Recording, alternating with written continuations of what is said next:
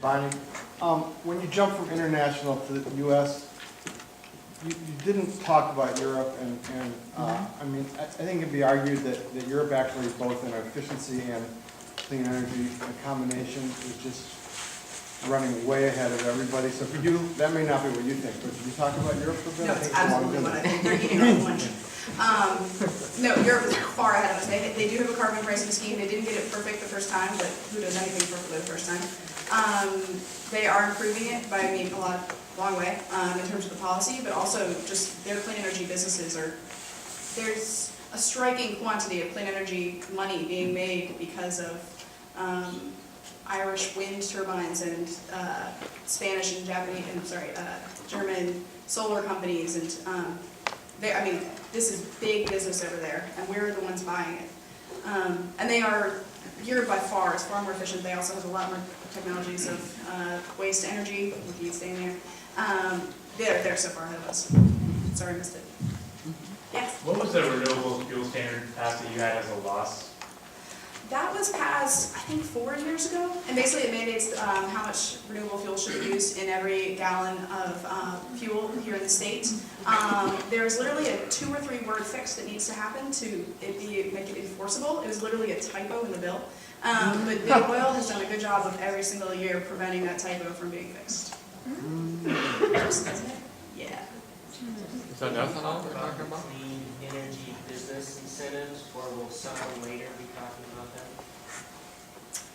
Clean energy business incentives, they are, I would say in the Northwest, they're strongest in Oregon. There's a thing called BETC, the Business and Energy Tax Credit.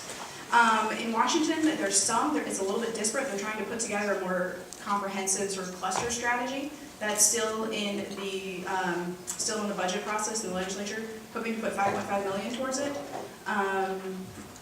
There's some here, there's some sort of separate little solar projects that have some state financing. There's a fair amount that came out of the American Recovery and Reinvestment Act.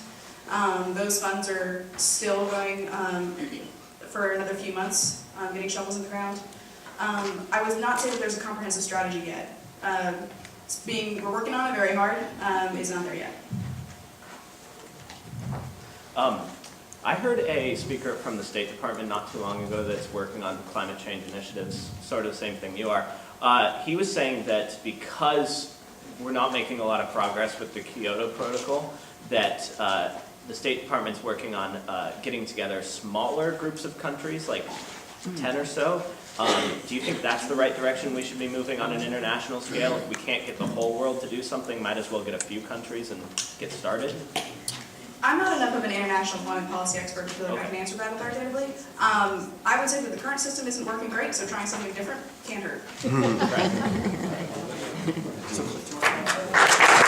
Standard can be built, could be built, to persuade such people. How long will that take? Well, I deal with a lot of these people. There's a certain group that are so ideological that you just can't get to them. You know, it's impossible. And then there is this middle group that I think rational argument and evidence does have an impact. And I think in some respects, you know, my field has not been good enough. We haven't been eloquent enough and articulate enough in really putting the facts before people. Like when the issue I brought up here, I mean, how many people ask me, you can't forecast next week, why? How can you do climate? I mean, I get hit by this question so much, that means we're failing.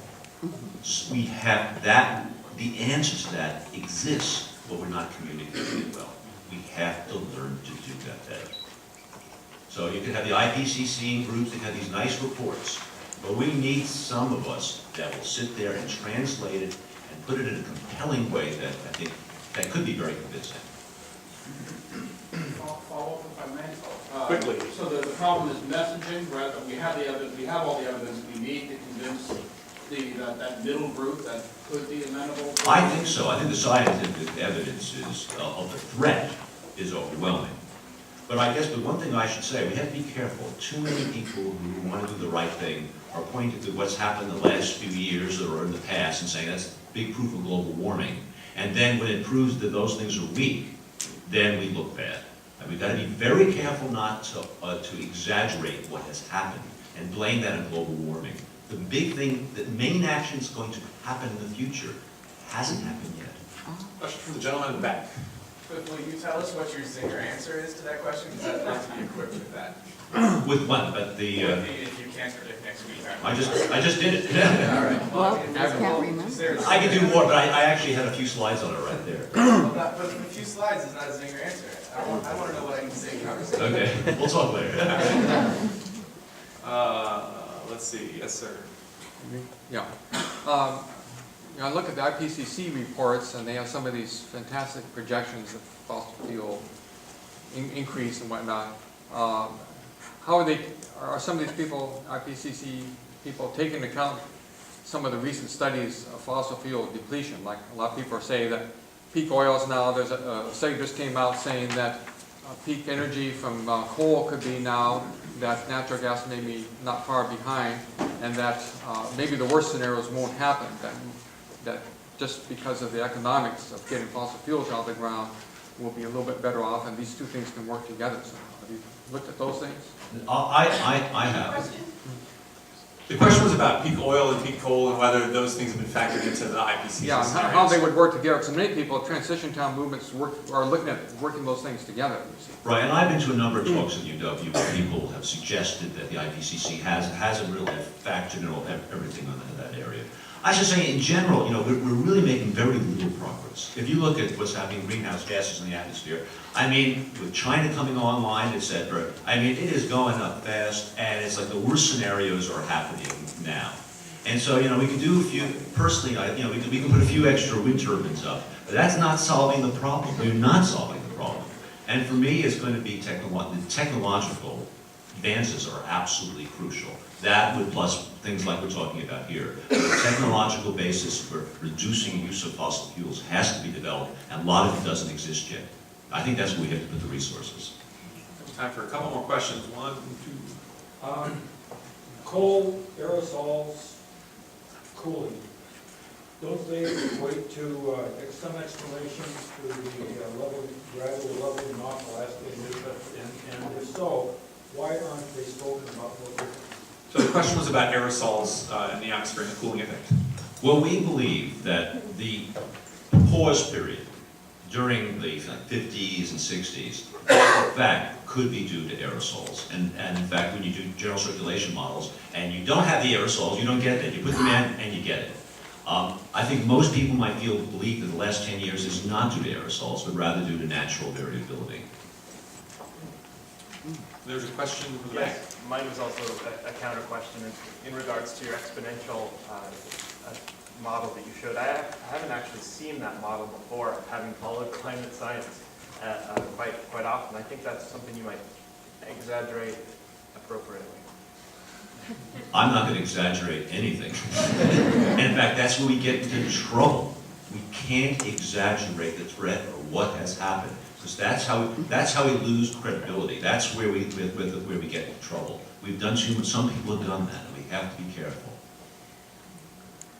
Yes, sir. Thank you very much for this gathering. I think it's wonderful. I have a question that's related to economics that are just as boring, and that is statistics. As we say, and Cliff, to you, a weather event and a climate is not any one weather event a description of climate. So in other words, we can say that no one single weather event describes climate. We can also say every single weather event describes climate. Is that not true? No, it's not true. Basically, Wow. Not climate. so basically, climate is based on averaging weather over a long period of time. And a single event, either cold in the eastern United States or warm someplace else, a single event means nothing in terms of climate or in terms of the impacts of global warming. That's an area we have to be careful about. But no one weather event is outside of climate. Well, again, climate is the average over an extended period of time of many weather events. So I'm going to jump in and ask Bonnie a question.